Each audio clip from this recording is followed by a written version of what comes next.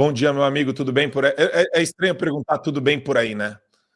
Já não dá para começar perguntando, e aí, tudo bem por aí? Porque eu senti um ódio visceral das injustiças que vocês sofrem e o Alexandre de Moraes está passando um recado e a gente não pode se intimidar com esse recado, né, Lacombe? Marcão, bom dia para você, Didi, minha querida amiga Esther. É bom estar com vocês aqui. Bom dia para todo mundo acompanhando o Fio Diário. A gente está aqui, né? Não desanimamos, Marcão. Obviamente que o sentimento de injustiça é o que provoca mais revolta, né? Não tem como você ficar imune à revolta diante de tanta injustiça. Então a gente realmente fica chateado, mas, cara, quanto mais pancada a gente leva, né? O Alan sempre fala da massa e do fermento. Quanto mais pancada, mais fermento, mais a gente cresce, né? Ontem foi um dia de vendas recordes de assinaturas da revista Timeline. A gente espera que esse movimento continue.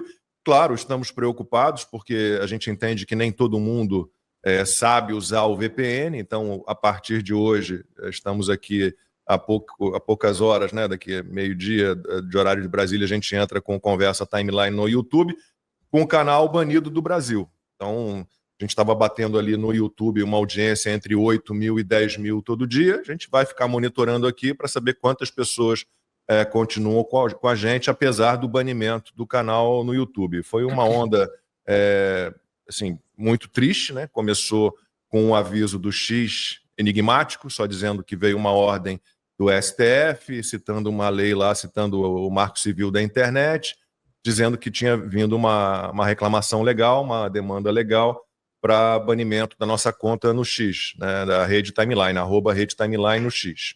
Bom, no dia seguinte acordamos já sem as duas contas da revista Timeline no YouTube. A revista Timeline... No Instagram, desculpa. No Instagram, revista.timeline e revistatimeline.tv.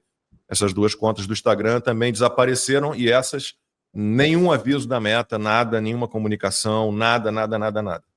E ontem, durante o Conversa Timeline, a gente recebeu um e-mail do YouTube avisando que o nosso canal, o Revista Timeline, canal da Revista Timeline no YouTube, a partir de hoje também estaria bloqueado, né, retido no Brasil. Então, quem estiver no Brasil não vai conseguir acessar o nosso canal, a não ser que esteja usando o VPN. Fora do Brasil, né, você pode acessar aqui nos meus celulares. Eu acesso as nossas contas, eu entro no nosso canal do YouTube, eu tenho acesso a todos os conteúdos. É algo que nos chateia muito, né?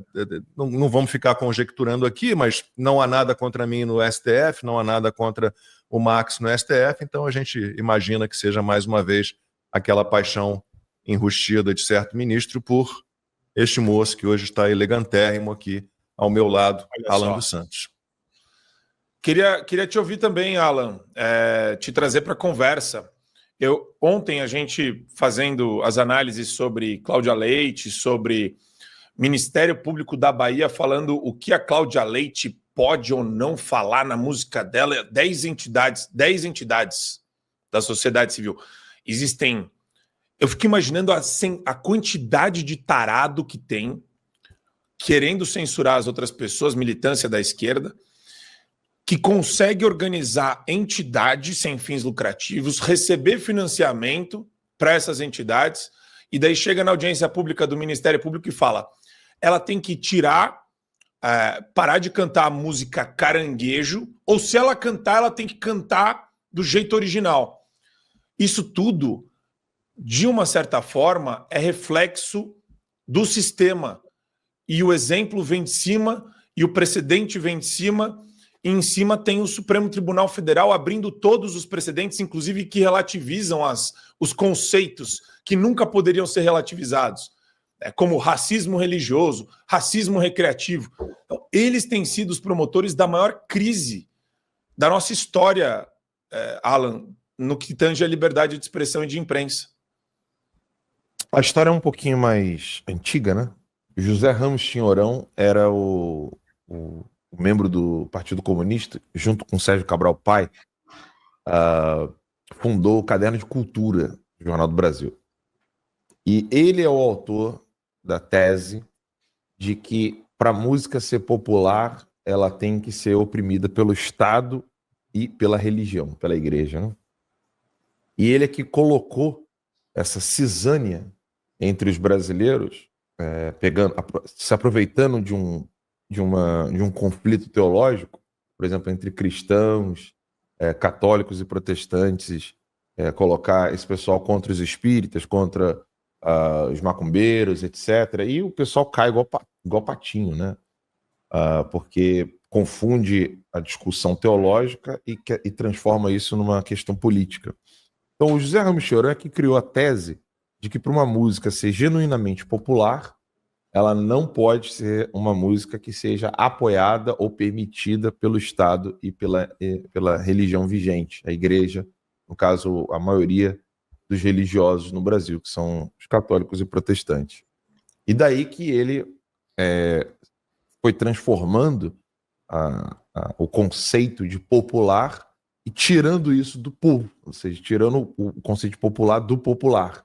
Por exemplo, você não tem música gaúcha como categoria de MPB, música popular brasileira. Você não tem a Bumba Meu Boi, do norte do Brasil, como música popular brasileira. Você não tem o forró como música popular brasileira. Você não tem a literatura de cordel como música popular brasileira. Você não tem o sertanejo como música popular brasileira. Então, ele é quem tirou todas essas músicas genuinamente populares para categorizá-las como músicas separadas. Então, você coloca lá música gaúcha, música sertaneja, e aí tem a MPB. Como assim? Como que a MPB não é o do povo? Entendeu? Ele que transformou isso. E a ideia qual que é? A ideia é mexer ali no tecido social, criar, não digo criar, né? O conflito já existe, mas você exacerbar um conflito já existente e colocar esse conflito em uma perspectiva política. Então, o católico, o evangélico, vai lá xingar o espírita, o macumbeiro, dizendo que eles têm que ficar em conflito, têm que ficar brigando. E é por isso que eles estão fazendo isso. Forçando, então, eles pegam ali, não, você mudou aqui, você tirou a palavra X e colocou uma palavra cristã. Não pode. Isso aqui, então, significa que você odeia as pessoas que são de outras religiões ou de grupos religiosos. Eles é que criam isso, né? O José Ramos Chinhorão fez isso, morreu como membro do Partido Comunista, morreu recentemente, não deve ter mais de 2 anos da morte dele, e ele é o autor disso. Se vocês colocarem no Google aí, José Ramos Chinhorão e Tom Jobim, vocês vão entender por que o Tom Jobim teve que vir para os Estados Unidos. O Tom Jobim teve de vir para os Estados Unidos para poder ser alguém na vida. Porque o José Ramos Chinhorão fez a campanha de cancelamento do Tom Jobim. Por quê? O Tom Jobim pegou o samba, que nasce do terreiro, né? E coloca uma mistura de samba com jazz. O jazz é de onde? Estados Unidos. Não pode. Influência americana. Ele vai dizer que é influência estadunidense. Como é que eles falam? Estadunidense. Estadunidense. Estadunidense. Que bosta de palavra, né? E aí eles é que fizeram essa manipulação. Tanto é que se você pegar uma música da Carmen Miranda, dizem que estou ficando americanizada. Já ouviu essa música? Uhum. Dizem que estou ficando americanizada. Ela já tinha sido alvo do Partido Comunista, porque ela fez sucesso onde, Marco, Didi Red Pill e Esther? Aqui, nos Estados Unidos. Exato.